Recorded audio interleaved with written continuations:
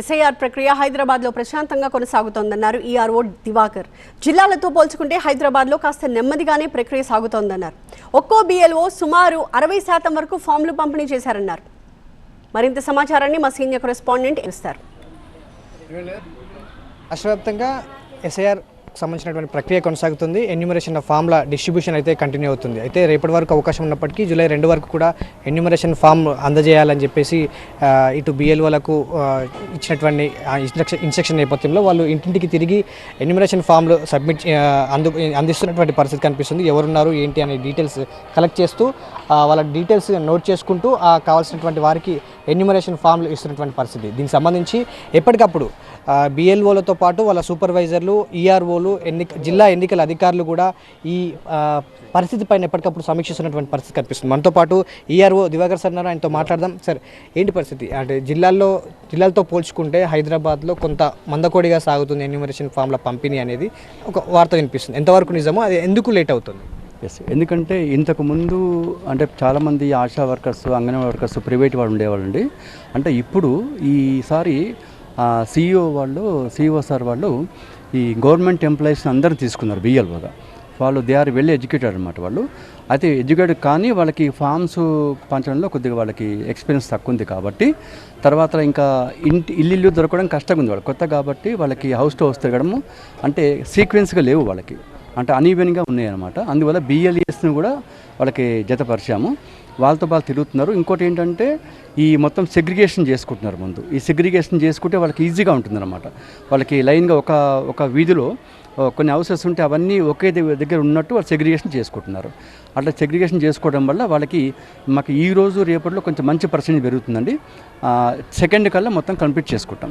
మీ పరిధిలో అంటే మీరు ఈఆర్ఓగా ఉన్నారు, మీ పరిధిలో ఎంతమంది బిఎల్ఓలు ఉన్నారు, ఒక్కొక్కరికి మ్యాక్సిమం ఎంత ఓట్లు డిస్ట్రిబ్యూట్ చేయమన్నారు? సో ఇప్పటివరకు మీకు అందుతున్నటువంటి అంటే మీ బిఎల్ఓలు ఇస్తున్నటువంటి సమాచారం మేరకు ఎంత పర్సెంట్ మన దగ్గర అయింది డిస్ట్రిబ్యూషన్? మా దగ్గర మా అంబర్పేట కాన్స్టిట్యువెన్సీలో 236 బిఎల్ వస్తున్నారండి. ప్రతి పిఎస్సికి కూడా ఒక బిఎల్ చొప్పున 236 బిఎల్ వస్తున్నారు. వాళ్ళపైన 24 మంది బిఎల్ఓ సూపర్వైజర్ వస్తున్నారు. వాళ్ళపైన 4 ఏఈఆర్ వస్తున్నారండి. వీళ్ళందరూ కూడా ప్రతిరోజు ఫీల్డ్ మీద ఉంటున్నారు. ఇంకోటి ఏంటంటే ఈ 3 days కూడా మాకు మా హానరబుల్ కమిషనర్ గారు, సిఇఓ గారు వాళ్ళ ఆదేశాల ప్రకారం మేము ఈ రోజు నుండి ఈరోజు రేపు 3 days కూడా మార్నింగ్ 7 o'clock కల్లా మేము ఫీల్డ్ మీద ఉంటున్నాం అందరం కూడా. ఆ 7 నుండి ఈవినింగ్ నైట్ కొంచెం లేట్ అవర్స్ కూడా ఉండి అన్నీ మా యొక్క టార్గెట్ ఎంత ఉందో ప్రతి బిఎల్ఓ కూడా యావరేజ్గా 1200 ఓట్లు ఉన్నాయండి. వీళ్ళు కూడా చాలామంది కొంతమంది షిఫ్ట్ ఉన్నారు, కొంత డెత్ ఉన్నారు. అవన్నీ కూడా చూసుకుని వీళ్ళు అవన్నీ సెగ్రిగేషన్ చేసుకుని మళ్ళీ ఇంటింటికి వెళ్ళి అవన్నీ కూడా వాళ్ళు చూసుకుని వాళ్ళ టార్గెట్ని కంప్లీట్ చేసుకుంటున్నారు. ఇప్పుడు ఉన్నటువంటి సిచ్యువేషన్లో ఎట్లాంటి సమస్యలు వస్తున్నాయి? అంటే వాళ్ళకి ఇంటి అడ్రస్లు దొరకకపోవడం ఒక సమస్య అయితే మిగతా ఇంకెలాంటి సమస్యలు ఉన్నాయి? దాన్ని ఎట్లా అడ్రస్ చేస్తున్నారు? అధికారులు ఎట్లాంటి ఇన్స్ట్రక్షన్స్ ఇస్తున్నారు మీకు?